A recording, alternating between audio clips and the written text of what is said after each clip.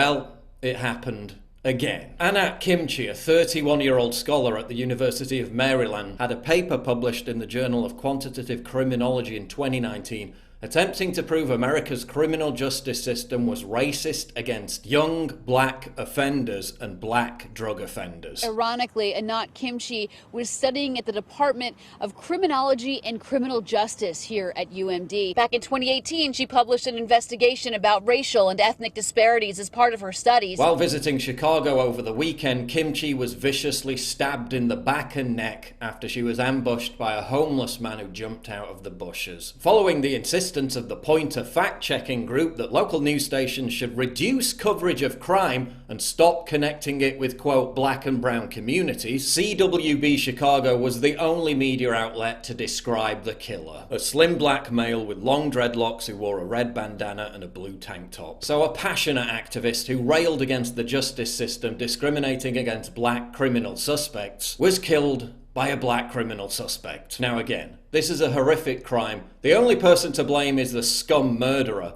and I'm not doing a cynical "I told you so." I want this to stop happening because it keeps happening to young women over and over again. The tragedy of Anat Kimchi bears the hallmarks of numerous previous examples. Why was she walking in an obscure, dangerous area of Chicago all alone? The crime scene is in a relatively secluded area, apparently not the sort of place you'd find a lot of pedestrians. You see some people who are like yelling, people with mental issues, like having a bad time. A little surprised. I kind of avoid this area because it can get a little weird. It's a pretty obscure route. It really leads into the freeway and the underpass. So it's not, just jumps out at you. What's direction?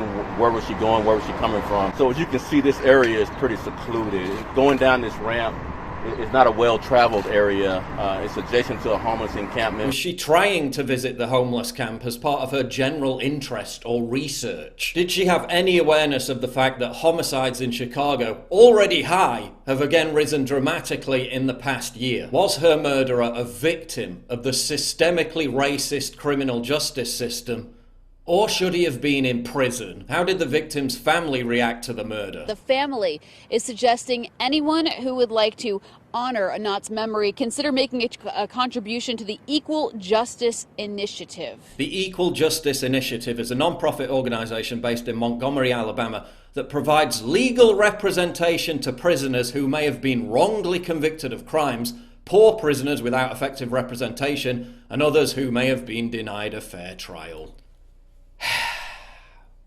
Need I say any more? The body count of cultural relativism only seems to be rising every single year. The idea that a person's beliefs, values, and practices should be understood based on that person's own culture rather than be judged against the criteria of another. How many videos have I made about delusional leftists who carry their utopian thinking into the real world and end up in dangerous locations and situations? How many more young women who've swallowed the narrative of moral relativism, that all cultures are equal and everyone's essentially the same, are going to end up dead? How many more of these tragedies do we have to witness before people begin to grasp that the world is a dangerous place and that some places are more dangerous than others? Let's do 6 previous examples, and this is merely scratching the surface. Amanda Kajira, a liberal activist who said she was, quote, committed to preserving the dignity of black men in a world which constantly stereotypes them as violent savages. She travelled on her own to Haiti to raise awareness about violence against women. She ended up being held captive and repeatedly raped by a black man. After the incident, she said that the real blame for what happened lies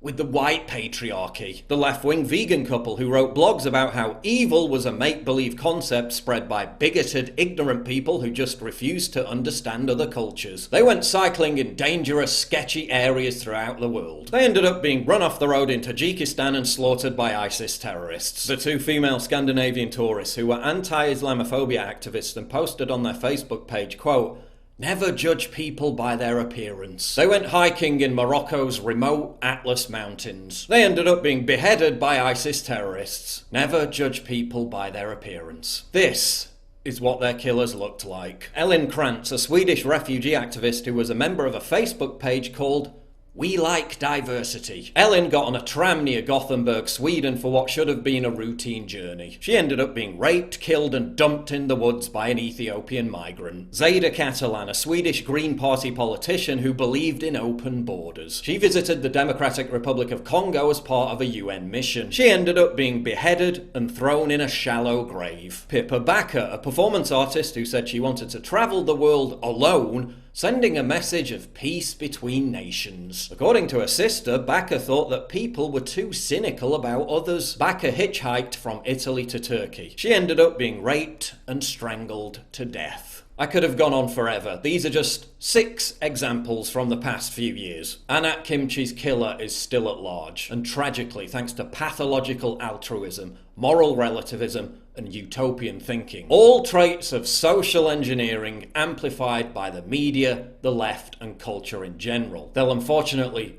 be many more such cases in the years to come. Parents, please tell your daughters not to travel to weird, sketchy countries on their own. Not to walk in dangerous places alone. Not to walk anywhere late at night on their own. Because whatever they tell you, the world is not full of nice, friendly, tolerant people. The world is a dangerous place.